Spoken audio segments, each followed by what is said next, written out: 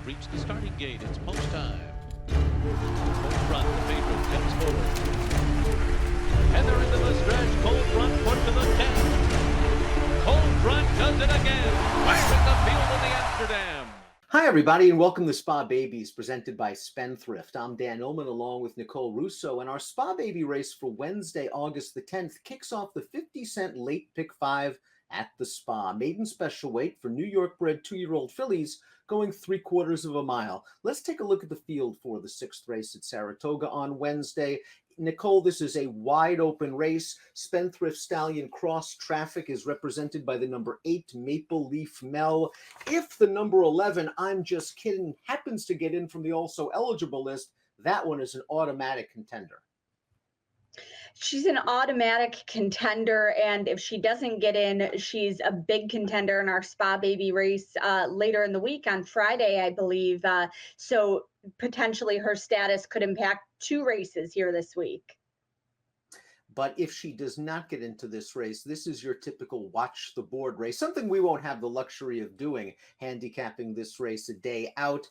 There are some really interesting pedigrees, and we're going to kick things off with the first half of the coupled entry. The number 1, Love My Candy, is trained by Michael Maker, ridden by Arad Ortiz, an $80,000 May 2-year-old after breezing a furlong in 10-2 at the sale. She's by Belmont Stakes winner Empire Maker, who's okay with juvenile debut runners, clicking at 10%, but there is some speed and class on the bottom of this pedigree. There is. The dam one sprinting on dirt. Further back in the family, you find a champion in Meadow Star, but Meadow Star was at her best going a little bit longer. Empire Maker, obviously a classic sire. I would like to see this one going a bit longer, perhaps. That being said, Mike Maker having an outstanding meet and Irad Ortiz having an outstanding meet. Entry mate Red Hot Chick is mired deep on the also eligible list, so we'll move on to the number 2, Rail Drawn Pebble Lane. This one is by Upstart, and Upstart has done very, very well with 2-year-old first-time starters. 18% winners. This filly sold for $85,000 in May. There is some turf on the bottom of this pedigree, and this gray filly Pebble Lane must deal with an inside post position. Yeah, and the inside post worries me more than the turf breeding, because I don't think inside is where you want to be right now on what's been a very demanding Saratoga main track. So she will have to work her way out a little bit under Dylan Davis, who's riding very well right now. She does have a steady work tab and a sharp little blowout recently, so I do expect her to show speed from down inside. Upstart, as you mentioned, a good 2-year-old sire, was a very good 2-year-old New York bred stakes winner himself. That route and turf ability that you mentioned on the bottom side of the page, but the mare is by Cherokee Run, which should inject some speed, and sold up as a 2-year-old, so clearly going in the right direction. The number 3, post position 2, is Spinning Colors. Johnny Velasquez up for trainer Mark Henning. This is a daughter of Hard Spun, winning 9% with juvenile debut runners. The dam one sprinting on the dirt. It's a nice Overbrook Farm female family. Yeah, so much class in those families. Another one with a nice long work tab, including some recent 5 furlong works. I think when you're looking at first-time starters, I think an absence of a start to improve them from a fitness standpoint, you are looking for a horse with a bit of a longer work tab. Up next, post position 3, number 4 is Here We Go Again. This is a fascinating pedigree. This filly is by 2-time Breeders' Cup Classic winner Tiz Now. Only wins 8% with 2-year-old first-time starters, but the dam was very precocious, a juvenile stakes winning dirt sprinter. The second dam was a multiple stakes winning dirt sprinter at 2. Both those horses won their debut, and this filly worked quickly before being bought back as an April 2-year-old. Yeah, and she did work quickly, but that work was on a synthetic track, which I'm not sure is going to be her preferred surface, ultimately, the synthetic track at OBS.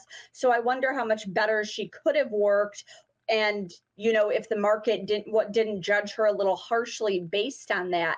As you said, Tiz Now, not great with his first-time starters, but so much precocity on the bottom side of the page. This could be a little bit of a value horse here.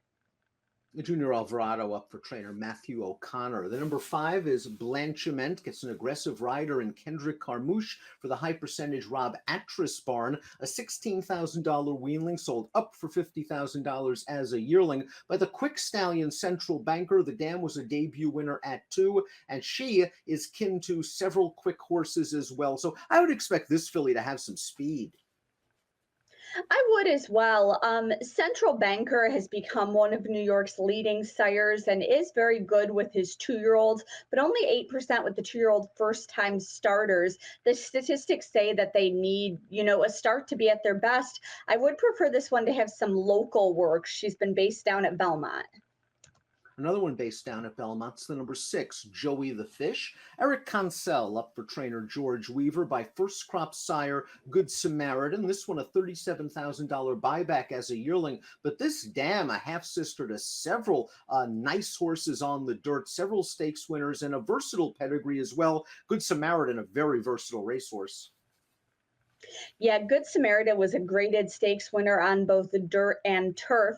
He was a good 2-year-old in his own right, but started emerging later in the year. And as he got up to 2-turn races, I think Good Samaritan could be a sneaky good 2-year-old sire, but I do think they'll be better going longer than this.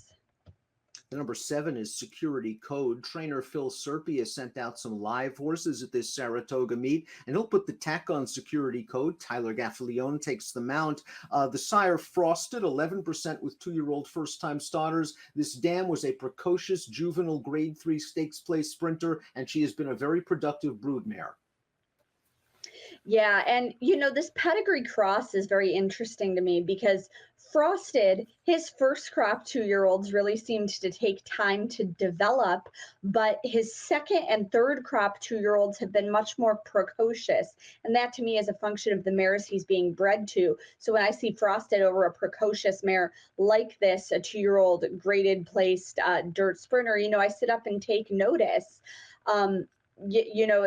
Phil Surfy, as you mentioned, has some very live horses at this meet. Tyler Gaffalione, another rider who's doing very well right now, and another horse with a good local work tab. The number 8, Maple Leaf Mel, 5-2 on the morning line by Spendthrift Stallion Cross Traffic. Joel Rosario aboard for Jeremiah Engelhart. Maple Leaf Mel is a half-sister to Eddie's Gift, a debut winner and juvenile stakes place dirt sprinter, and this horse sold way up. An $18,000 yearling went for $150,000 as a May 2-year-old in training. So I have a feeling this one might be quick. Yeah, and the recent bullet work would certainly lend some more credence to that. Cross Traffic standing at Spendthrift. I expect him to have a very nice summer and fall here with his current crop of 2-year-olds. He was among the leading freshman sires a couple of years back with his champion daughter Jaywalk in his first crop, and the 2-year-olds we're seeing now are the ones conceived the spring following that outstanding season. So he got a book of mares in both quality and quantity, and we're going to start seeing the results of that now on the racetrack. The number 9, Book and Cancel, is our second filly in the race, sired by Central Banker. She's owned by Mike Rapoli and trained by Rudy Rodriguez. She just keeps selling up. $4,500 short yearling, $13,000 yearling, $77,000 2-year-old after breezing in 10-2. And the dam's a half-sister to a grade 3 stakes winning dirt sprinter. Rudy's been cold at this meet. He's due for a breakout. It certainly seems so, and we always talk about his horses being live, and they just haven't cracked that ceiling yet this meet. It's going to happen sooner rather than later, you would think. This is another Central Banker who we discussed a bit earlier here. We said maybe they need a start. I do prefer this one to the other Central Banker in the race because of the local works in Saratoga.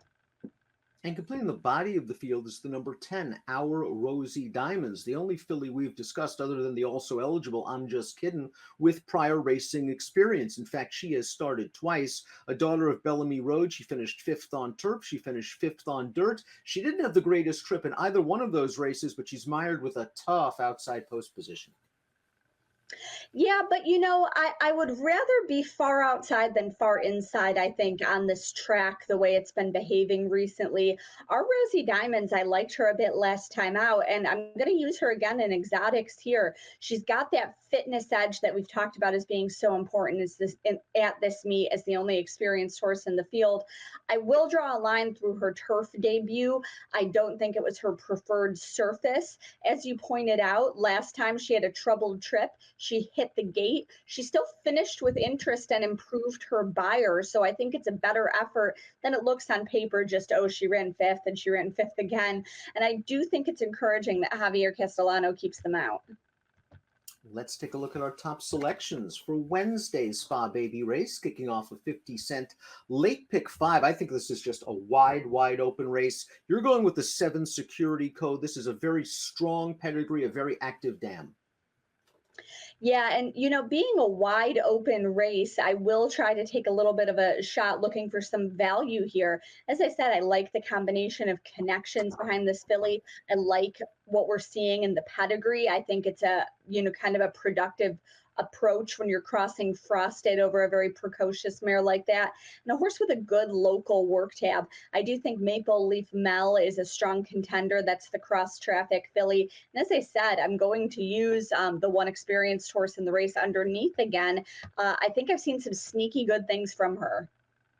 I have her in there as well. I think she'll be a price, and I think she's worth playing in exotics at a price. I landed on Love My Candy. I am a little bit concerned about her wanting perhaps a little bit more distance being by Empire Maker. I'm hoping there's enough speed on the bottom of this pedigree. I'm heartened that Arad Ortiz is taking the mount for Michael Maker, who's having a very quietly strong meet at Saratoga. And of course, if the 11, I'm just kidding, gets into this race, an automatic contender. 7, 8, 10, and 1 for Nicole. 1, 10, 6, 9 for me. It's our Wednesday Spa Baby race, and our coverage all meet long presented by Spendthrift.